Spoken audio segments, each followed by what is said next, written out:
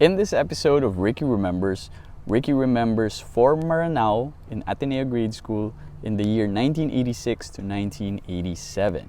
But before we get to that particular year or for that particular memory, I'd like to encourage everyone again to support our fundraising efforts for this year's alumni homecoming. By the way, this year's alumni homecoming's title is Ignatian 94. We have a concert coming up this October 22 at the Music Museum with Parokya ni Edgar. So that's Music Museum at Green Hills. Make sure you secure your tickets early. We have tickets for orchestra and balcony, and if I'm not mistaken, they're really running out fast. So make sure you're able to buy your tickets early. We have a raffle that's also going on. Please buy your tickets. They're 500 pesos each. We are raffling away a Hyundai Kona, a Vespa scooter, a Specialized mountain bike, and some cool hand shoes and some clothes from Nautica. So buy your raffle tickets or get your raffle tickets from any one of my batchmates or from myself. You can send me a message here in the Atenista group, or you can approach or send a message to Mark Bernal, who's also an admin of the Atenista group and who's this year's chairman for the alumni homecoming. We're also selling a batch watch. We have a Seiko Urchin that we've customized with the Ateneo colors. We had a blue one, but that's sold out already, but we still have a few of the white-faced ones. So if you want to buy that Seiko batch watch from 1994 or from the batch of 1994 who's sponsoring this year's alumni homecoming, please send us a message here on Facebook and we'll get that watch to you. So Ricky remembers 4-Maranaw at the Ateneo Grade School in the year 1986 to 1987. Of course, as mentioned earlier or in previous episodes, I dedicate these episodes of Ricky Remembers to our teachers, to our grade school teacher. And in grade 4-Maranaw, our teacher was Mr. Pexon. A lot of you will remember Mr. Pexon, a really nice guy, one of the best teachers that I had in grade school. I remember him distinctly. He always had a gentle manner around him. He was always very kind, and he was a very effective teacher. I remember he was our teacher for language and reading.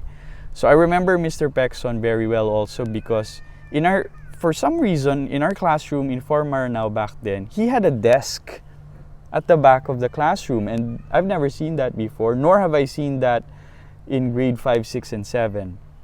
I don't know what the setup was back then. Was it unique to him? But he had a desk in the back. So during recess or lunch, he would just sit there. And you can hang out with him. You can sit down on the chair in front of his desk and shoot the breeze with him. So pwede kayong makipagkwentuhan. And in those times now, we could hang out there and sit down with him. We got really close. So, he would ask us about our families and our friends. And anything outside of school life. So I remember Mr. Pexon fondly because of that. And even when we were in grade 7, I remember this, even in grade 7 after lunch, my friends Nico Ortiz, Luis, and I, and Levi Pasilyao and Richard Samson, we would even visit his office in grade 4. I think he was already the GLC by this time. We would drop by his office every now and then and just say hi and make kwento. So that's Mr. Pexon for you. Also with grade 4, of course, was during this time in the 80s, in the mid to late 80s, even in the early 80s, naka-long pants na. So we wore big boy pants already, so long pants. Kasi diba from prep grade 1, grade 2, grade 3, short pants lang. Pag grade 4, that's the transition to wearing long pants. And I understand in Ateneo Grade School, everyone wears long pants already from the start. Prep pa lang long pants na kasi nga because of the dengue scare, no? Baka makagat ng lamok sa paa or sa legs, kaya prep pa lang naka-long pants na, which is kind of sad because ang maganda dun sa grade 4 is parang it's a rite of passage. Parang, you're getting older, you're getting bigger.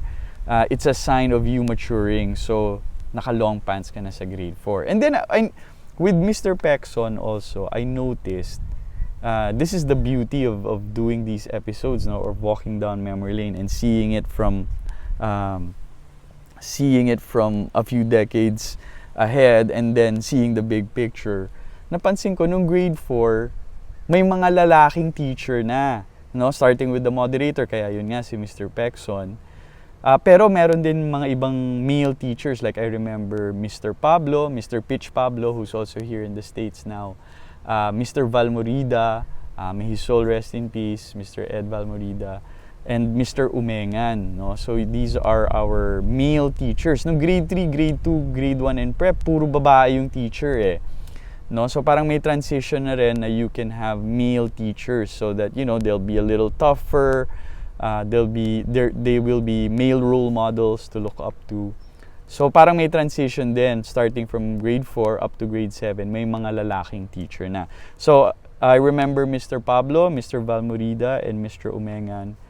I remember then Mr. Valmorida and Mr. Umengan were new. I believe that was their first year of teaching in 1986 to 1987. So, you know, bata pa sila. They were fresh out of college. So they looked really cool to us. I'm sure they're really cool people in real life. Pero for us, you know, as 10-year-old kids or 10-year-old boys, we really looked up to them because they were still young.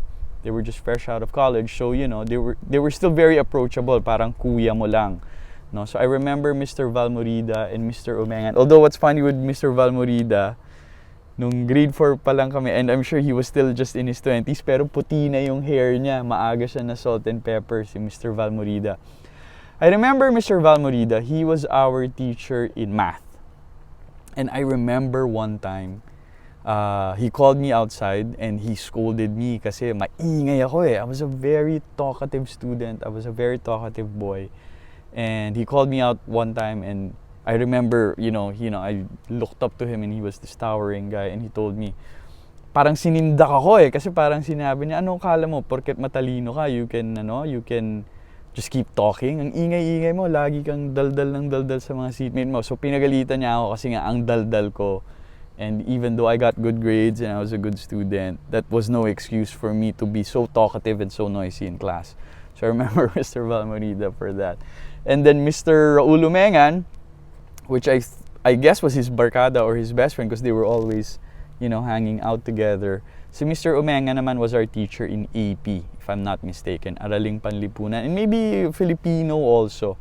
But Mr. Umengan was also our teacher. I remember during this year was the year that we learned the Ateneo Blue Bubble cheers, the cheers for the basketball games. That was that year. And ang nagturo sa amin was si Mr. Valmorida and Mr. Raul Umengan.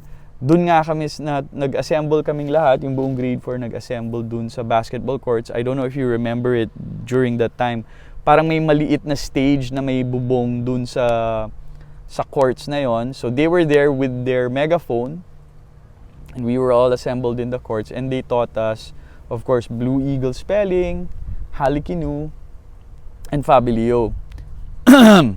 So tinuro nila yung motions nga nung Blue Eagle and then the cheers and the words for Halikinu and Fabilio. Because if I'm not mistaken, Blue Bubble Battalion yata si Mr. Valmorida tsaka si Mr. Umengan nung college. That's why they were in a good position to teach the cheers to us. So grade 4 was the year that we learned the Blue Bubble cheers. And then what I remember also in grade 4 Maranaw, we had a Linggo ng Wika. Diba sa Ateneo, we celebrate Linggo ng Wika. Merong special day na parang may contest or may games. And one of the games, syempre, pag may event na ganyan sa Ateneo, diba laging may salo-salo where everybody would bring food, no?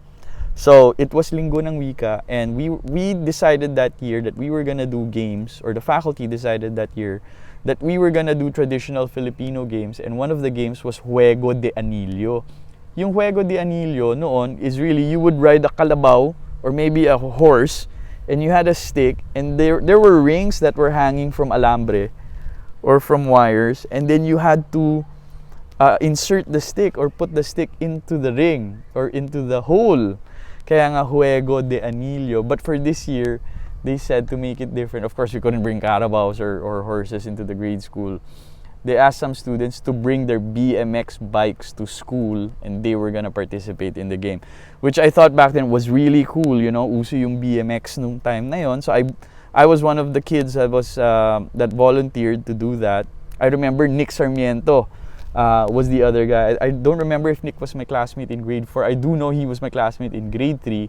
But I remember it was Nick Sarmiento and myself and a bunch of other kids that were allowed to bring their BMX bikes to participate in Juego de Anillo. So we rode our bikes and then used that barbecue stick to put it inside the ring, which was very hard. So yeah, we were able to bring our bikes to school, and then we were able to ride around Ateneo Grade School, which is a trip. That was different. And then also, of course, grade 4 was when intrams started, or intramural sports started. So yung intrams, every quarter iba. So we had baseball, softball, volleyball, football, and of course basketball, which was the most popular. So every quarter ibang sport. So softball, volleyball, soccer, and then basketball. Of course, yun nga, basketball yung favorite ng lahat. So yung intrams, you were grouped into four teams, the class, no? Merong A, B, C, and D. Yung D yung pinakamagagaling. Ito yung mga halos varsity na, no? So, yun yung pinakamagaling, and C yung next to D, and then B and A yung mga hindi masyadong mahihilig sa sports, no?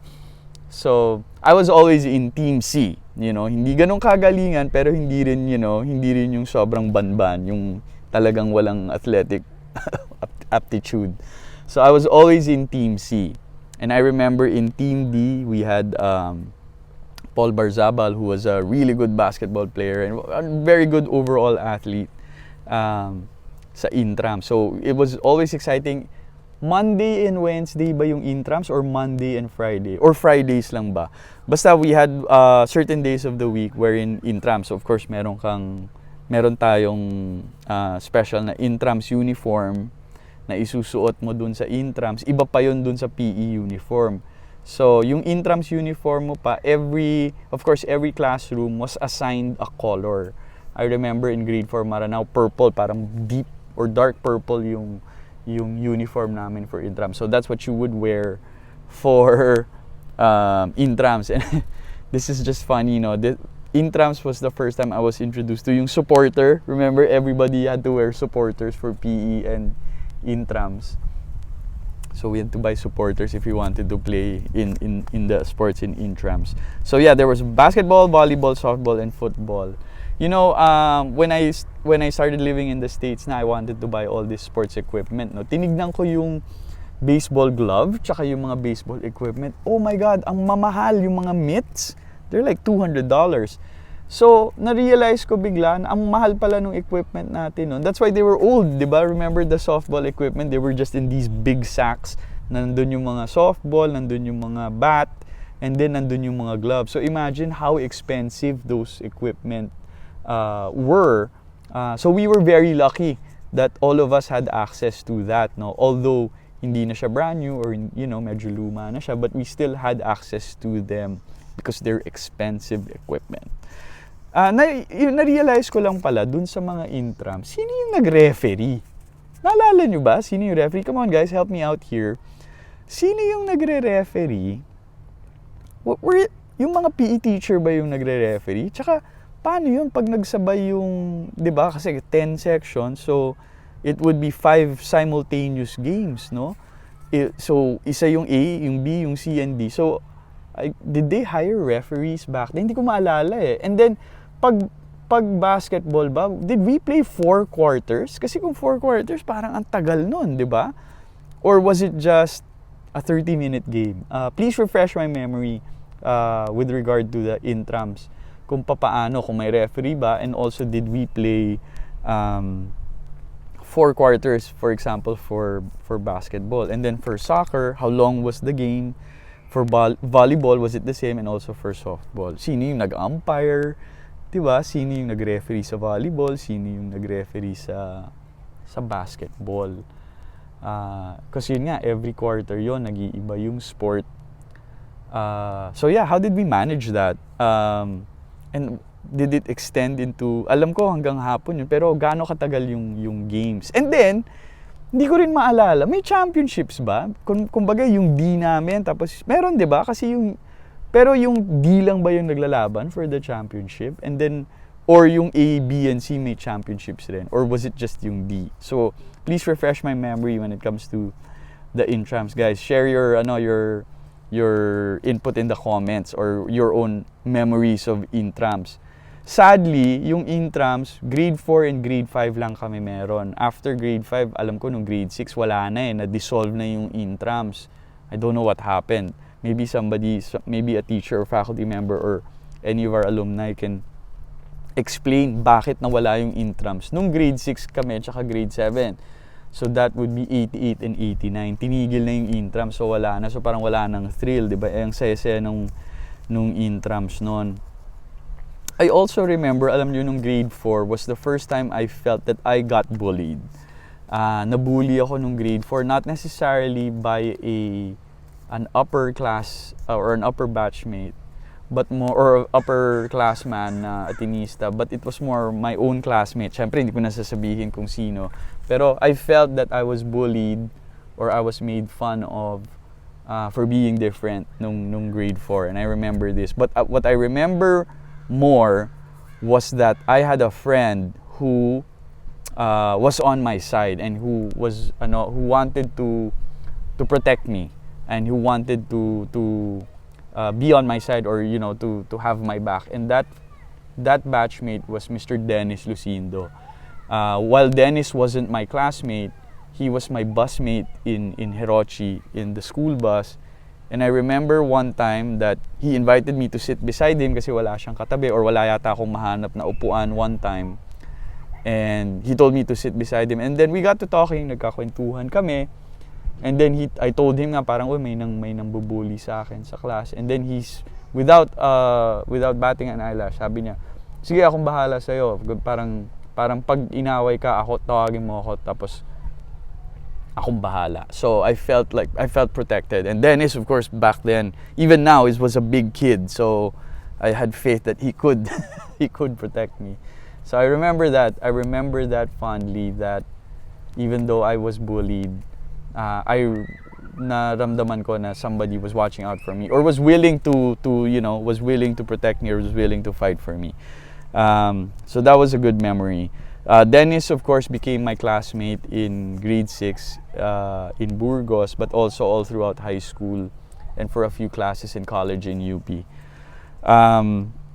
I remember also grade 4 was when at the end of the school year we had a class outing and we all went to Villa Escudero. I think we were in Villa Escudero for 3 days and 2 nights. And we slept in tents.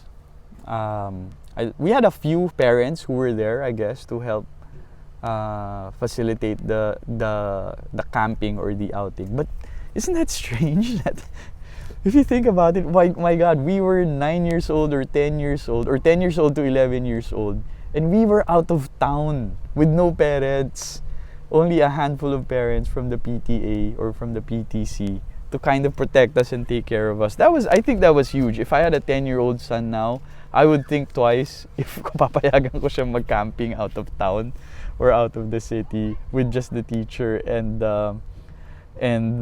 few parents. Paano kung may mangyari, di ba? So, but I remember, we slept in tents in Villa Escudero, and for those of you who know Villa Escudero, di ba yung pool nila back then was unique, na hindi siya tiled. Parang ano lang siya. Oh my God. Parang bato lang siya eh. Parang semento lang siya. So it was very murky. I don't know kung may chlorine yun eh. But it was a different kind of pool. And I remember this very well. Frenchie Dalumpines, you'll know this memory very well.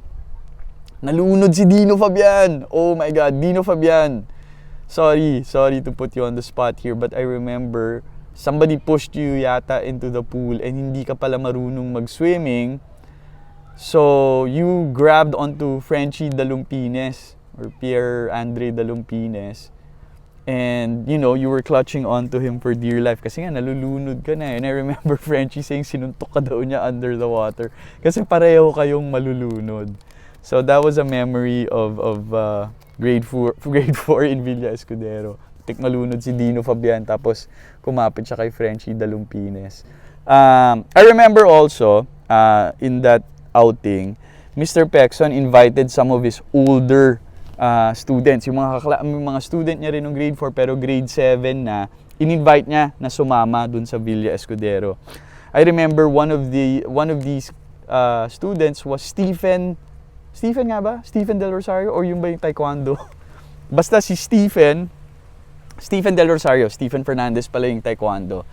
Si Stephen Del Rosario was the older brother of Junjun Del Rosario, which is uncanny, magkamukha sila, mas matanda lang si Stephen. So invited rin si Stephen sa amin, and I remember there were 2 other boys, one of which was Mikel Jacob or Mikel Jacob, and then another guy, I don't remember his name.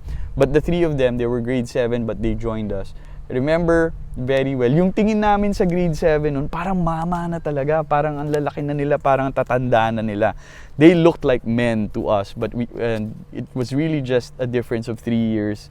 Because we were in grade 4, they were in grade 7. But we looked up to them na parang kuyang-kuya na yung dating talaga nila.